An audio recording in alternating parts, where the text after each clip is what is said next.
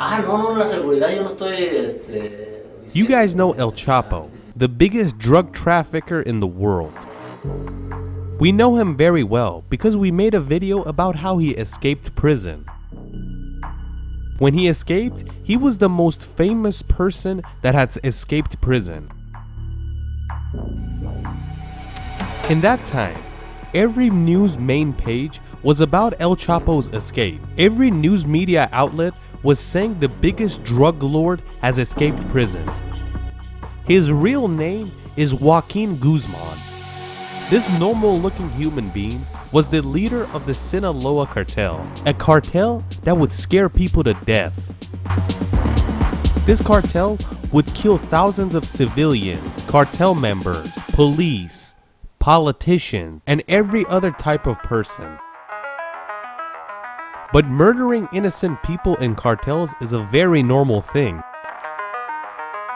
But why was the Sinaloa cartel, led by El Chapo, so famous? And the other ones nobody knows about. The main reason was the way El Chapo brought drugs from Mexico to the United States. It's good to know that when El Chapo escaped prison the second time, they didn't give him back to the Mexican government. They gave him to the DEA so they can take him to the United States and he could spend time in the Supermax prison. The prison is ADX Florence in Colorado, and it's known as Hell on Earth. Let's continue and see how El Chapo brought drugs from Mexico to the United States. You should know El Chapo is very good at making tunnels, and he's very quick at it. The same way he escaped prison using a tunnel, he would also deliver drugs using tunnels. In the year 1990, in one of Arizona's border cities called Douglas, Arizona, an underground tunnel was found. That's when the FBI was suspicious of a building next to the border, and they believed that they were dealing drugs in this building, and they end up surrounding the warehouse. They get to a place that has a tunnel, and the tunnel is 300 meters, and the other side is in Mexico. You might say, how did they find the tunnel so easily? But it was not easy at all.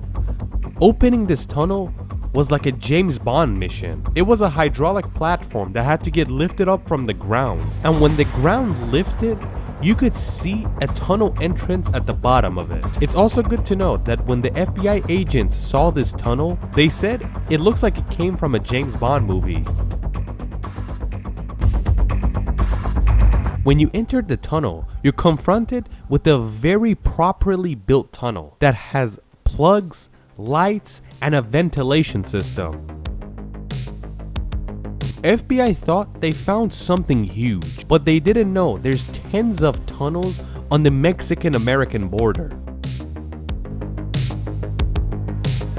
It's good to know that Pablo Escobar, the king of cocaine, when he wanted to bring cocaine to America, he would use the Caribbean Sea as the route. But the mastermind behind bringing drugs from Mexico was El Chapo. El Chapo believed the best way to bring the drugs in is from the Mexican border. El Chapo's idea was so successful that drug dealers from South America used the Mexican-American border to bring their goods inside. It's good to know that cocaine comes from the northern part of South America, and marijuana and poppy plants come from Mexico. It's good to know that marijuana was illegal in the 90s, and that is why it was a very serious drug back then. In Mexico, they plant poppies and create heroin, then they export it into the US. The state of Mexico that had the best poppy and the best marijuana was the state of Sinaloa, and it's good to know it's El Chapo's hometown, and he's the king of this place. Or he was. Right now, he's in FDX, Colorado. Eventually, El Chapo got so powerful that he didn't just control the Sinaloa state. He controlled the entire western part of Mexico. The most important tunnel that El Chapo dug was on the Tijuana-San Diego border. This was a part of San Diego called Otay Mesa. The tunnel will start in Tijuana, Mexico and go to Otay Mesa, United States. The reason they called this tunnel the most important one is that the most amount of drugs pass through here into the US. When it would pass the border, it would go to San Diego, and from there, it would get exported to everywhere. This part of the border is very busy because there's two huge cities on either side and the roads are very busy. It's good to know that the Tijuana border is right there as well. But why was this location used for the tunnel? Because it's busy. The left side there is ocean, the right has a mountain range, and the soil is perfect for building tunnels that are safe and easy. It's good to know that this tunnel had a rail system as well. There was rail all across it, and wagons would bring the drugs from Mexico to the US and back.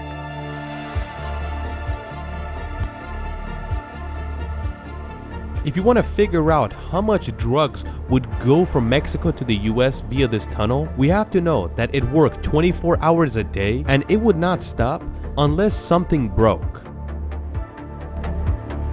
In 24 hours, tens of tons of drugs would be imported into the US. What a system! It's good to know that in the year 2013, they raided El Chapo's house in Sinaloa to arrest him. But the funny part is that the house had a tunnel underneath that came out kilometers away somewhere else. And the entrance of the tunnel was through his bathtub. He would raise the bathtub and the tunnel was there. Either way, he escapes from here. I think El Chapo should have created a construction company, not a cartel, because he was very good at building tunnels. In our video about his prison escape, we realized that in a few months, they built this 1-mile tunnel for El Chapo to escape prison. As you know, El Chapo is in the Colorado FDX Florence prison, a place where you can't build tunnels, you can't call anybody, and you can't go anywhere. Either way, even though he got arrested, the tunnels didn't stop. Every now and then, a new tunnel is formed all around the Mexican-American border, from Texas to California. And that means El Chapo did something with tunnels, and every cartel in Mexico learned from him, and they started their own tunnel business. They make a tunnel that costs a couple $1 million, and they move millions of dollars of drugs daily. A lot of people thought that when you arrest the biggest drug kingpin in the world like El Chapo, everything is fixed. But even though not much time has passed since El Chapo's arrest, the cartels didn't get any weaker, but they only got stronger. But we have to know that a lot of these people are gonna end like El Chapo, and that's gonna take time.